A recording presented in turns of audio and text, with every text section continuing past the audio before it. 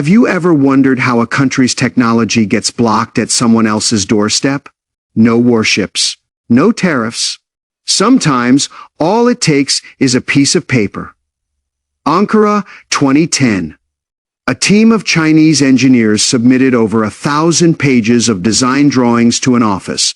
The drawings were for the Ankara-Istanbul high-speed railway, Turkey's project of the century, won and to be built by a Chinese consortium. A few days later, the drawings came back. Stamped across them was a cold, impersonal word, reject. The reason? Not a design flaw, not a data error. It was one single symbol on the drawings that didn't match the drafting conventions of the European consultants. Because of that one symbol, the entire project came to a halt. They waited. For 3 months, you might ask. Come on, it is just a symbol. Did it really have to go that far? But in the real world of international engineering, behind that small symbol lies an entire rulebook that has been running the game for half a century. The people who wrote those rules use them to decide who gets to play and who is kept on the bench forever. Today, we start with that rejected symbol to tell you a true story about rule survival and the price of admission. It doesn't have those triumphant, chest-thumping moments you see in clickbait. What it has is a group of Chinese engineers chiseling a crack for themselves, inch by inch, through a technical code written by Europeans over more than a century. Our story really begins in 2005. Back then, Turkey was just crawling out of a brutal economic crisis.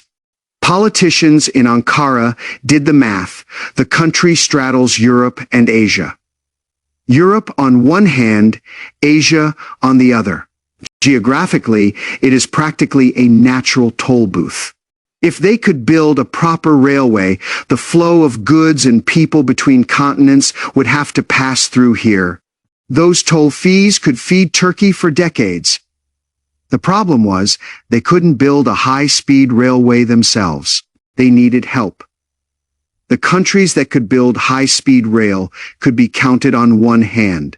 Siemens of Germany and Alstom of France had monopolized railway tech across the Middle East and the Mediterranean for 50 years. The Japanese brought their Shinkansen proposal, excellent earthquake resistance, but painfully expensive, and it came with a bunch of strings attached in yen loans. Then the door swung open and a group of Chinese walked in. In 2005, China's high-speed rail had barely started running at home. Internationally, nobody knew who they were. The Western media were brutal, calling them rookies who hadn't even conquered their own complex plateau fault zones, yet somehow dared to lay their hands on the Eurasian land bridge. Out of their league, they said, but when the Chinese laid their bid on the table, the room fell silent, priced 20% lower than the Europeans. Construction time, 3 years. Half of what the German-French consortium offered. This wasn't blind confidence. It was the real, hard-won muscle built during the largest infrastructure campaign in human history. When you have the world's most complete and efficient industrial chain standing behind you, you simply can deliver at a lower cost and a faster speed. In 2006, the Chinese consortium officially won the bid. Back home, the news was met with jubilation. It was the first time Chinese high-speed rail tech truly went abroad. Everyone thought, pop the champagne, mission accomplished, but hardly anyone noticed the extremely dangerous trap buried inside that contract. In the world of international engineering, there is a saying, to kill a contractor, you don't set fire to the site. You just change 3 words in the contract. The Ankara-Istanbul project adopted an international standard contract known as the FIDIC Silver Book. Its clauses are exquisitely designed.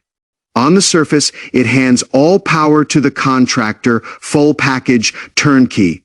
But tucked inside is a tiny line: all geological risks, legal changes, and approval delays at the project location shall be borne entirely by the contractor.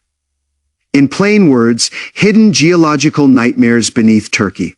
Your problem. Changes in Turkish laws or approval procedures. Your problem. Currency swings or spikes in material prices. Also your problem when over 1,000 Chinese engineers and workers crossed oceans and stood on the Anatolian plateau. Those fine print clauses began turning into real money, bleeding out line by line. The first cut came from approvals. According to the contract, every single design drawing and every construction method had to first go to Ankara for approval by the Turkish state railways and then be forwarded to the European consultant firm hired by Turkey.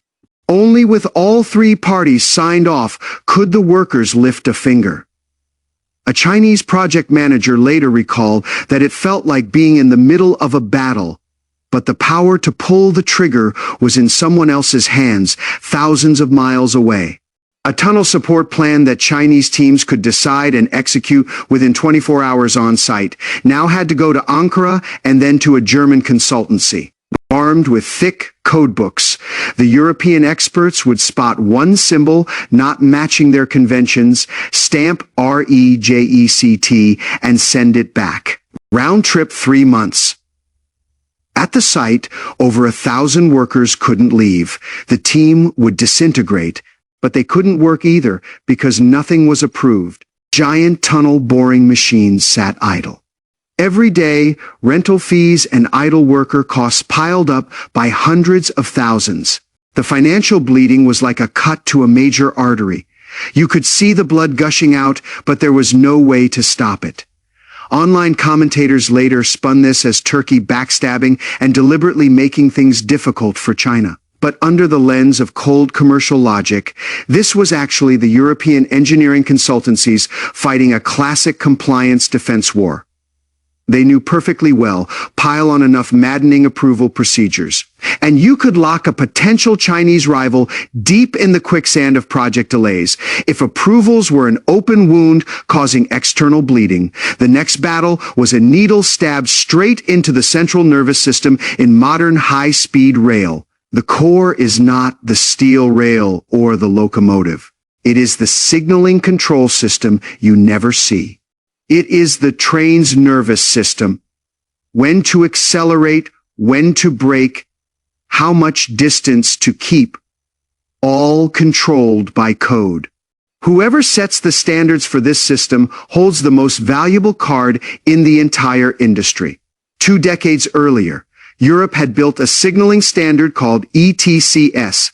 To seamlessly connect with the European rail network in the future, Turkey had written a hard requirement into the tender. The entire line signaling system must pass the highest European TSI safety certification. That sounds perfectly reasonable, but hidden inside is a colossal paradox of commercial logic. China's high-speed signaling system had been battle-tested at home with massive passenger volumes and extreme weather. Its safety record was spotless. But this was the first time the technology went abroad. The European notified bodies holding a monopoly on certification refused to recognize any of the domestic test data the Chinese side provided. They then made a demand that sent a chill down every Chinese engineer's spine: hand over all the underlying source code of your core control software. No disclosure, no safety certificate. Without that certificate, the whole project couldn't pass final acceptance, and the Chinese side would face daily penalty fees of millions of dollars for late delivery. One chief engineer who lived through the entire struggle later recalled staring at screens full of code night after sleepless night. European experts sat across the table and, in a tone that felt almost like a tribunal, asked, "How can you prove your algorithms won't crash during a magnitude 7 earthquake in Anatolia? Show us operational reports from Europe." The Chinese side answered, "We've been through even more complex conditions at home." The response was blunt and stung. "Sorry, Chinese data does not fall within the European TSI mutual recognition circle. That was the moment they understood completely. In international trade, there is no such thing as purely technical merit. Standards are law. Standards are borders. If you, as a latecomer, want to cross that iron curtain, you have to defeat them using the very legal weapons they created. The Chinese side made an excruciatingly difficult decision. No compromise. Face it head on. They brought in hundreds of top software architects from national research institutes, setting up full simulation integration test labs right at the construction site. They rigidly followed the painfully detailed European safety lifecycle standards, rewriting millions of lines of engineering documentation from scratch. Line by line, they modified code. Document by document, they polished every detail. When the European certifiers finally signed off on that thousands of pages long compliance report, what Chinese high-speed rail had won wasn't just a passport for the Ankara-Istanbul line. On the battlefield of lines of code, it had broken the West's half-century monopoly over railway signaling standards across Eurasia. They dealt with people. Next, they had to fight the earth itself. Turkey's North Anatolian fault has a nickname in the international tunneling world: a geologist's nightmare. The rock layers here are shattered like a mill fuel, with raging underground rivers flowing beneath. You dig a hole, and the surrounding rock oozes inward like soft mud, creeping several centimeters a day.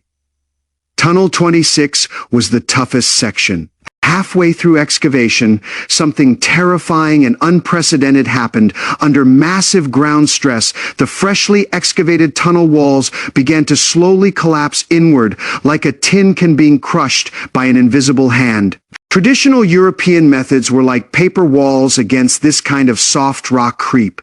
They crumbled on contact Western consultancy firms, already waiting on the sidelines to take over the mess, began predicting in their reviews that this railway would become a multi-billion-dollar stillborn abandoned in the Anatolian wilderness.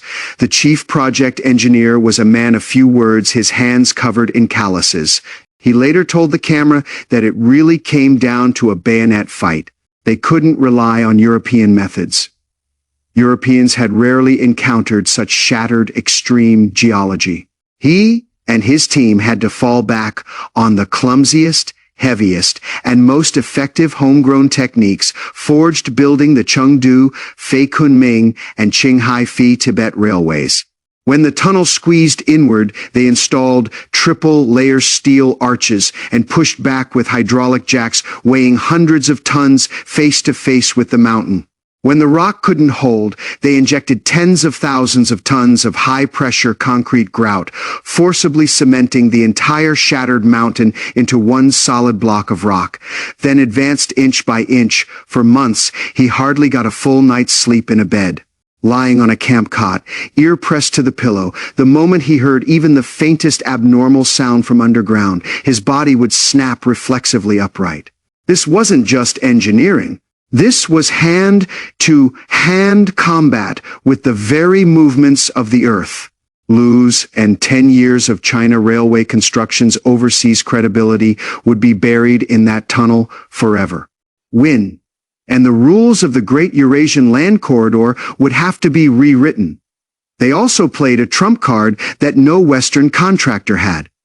When local Turkish suppliers couldn't deliver high-strength specialty sleepers due to technical bottlenecks, China's vast domestic industrial network kicked into gear. Factories retooled their molds within 48 hours.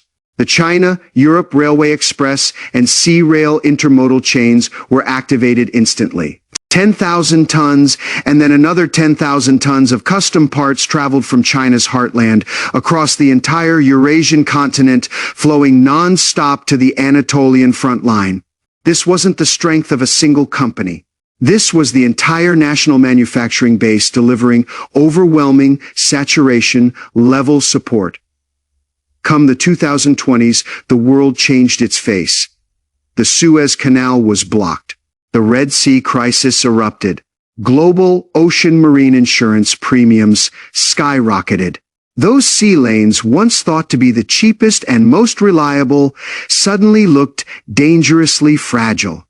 A shipment from Asia to Europe by sea stretched from 30-some days to 40, 50 days, or even longer. Insurance rates shot up, tumbling over themselves. At that moment, actuaries all over the world started re-examining their maps. They noticed one route that had been overlooked all along: depart from China, cross Central Asia, pass the Caspian Sea, enter Turkey, and then plug into the European rail network via this very Ankara-Istanbul high-speed line.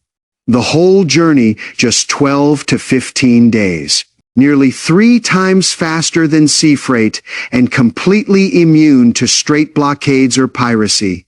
Turkey's politicians finally did the math right. The high-speed rail project they had once nitpicked almost to death was now a trump card connecting Europe and Asia. If this railway couldn't deliver its full capacity on time because of those old technical barriers and approval quagmires, Turkey would miss the entire golden window of a Eurasian land power revival. So there was no tearful apology and no hundreds of billions in compensation fabricated by clickbait media. What happened in the real world was a brutally pragmatic realignment of interests. A senior advisor to the Turkish State Railways later said something very blunt in an interview. In international politics, he said, "If you still believe in eternal enemies or verbal sorries, you are simply naïve." Back then, working with Europe was about using their standards to elevate their own profile. Later, cooperating more and more deeply with China happened because when Turkey's sovereign credit was repeatedly downgraded by Western rating agencies, and the country desperately needed real money for construction, only the Chinese could offer an entire industrial chain prescription with no political strings attached. They brought equipment. They brought solutions compatible with European standards, but far cheaper. Most importantly, they brought an astonishing speed of solving problems on the ground. When national interests demanded these tracks be laid, all ideological biases had to step aside and make way for progress on the ground. A Chinese-built high-speed train bearing the logo of the Turkish State Railways glides smoothly across a giant viaduct on the Anatolian plateau. Below it, the ruins of a 2,000-year-old Silk Road caravanserai stand silently in the sunset. The regular operation of the Ankara-Istanbul high-speed line is not the finale of some nationalistic revenge drama. It is a long case study in how a latecomer, trapped inside rules written by others, survives and eventually stands up. Step by step, the price Chinese high-speed rail paid on this railway was far higher than on any line built at home, tripped by hidden contract traps, trapped in approval labyrinths, rejected by a code-based iron curtain, nearly driven back by shattered geology. It doesn't read like a satisfying power fantasy. It is about chips earned the hard way, inside meeting rooms, through lines of code, within steel arches bent by mountains and pushed back with brute will.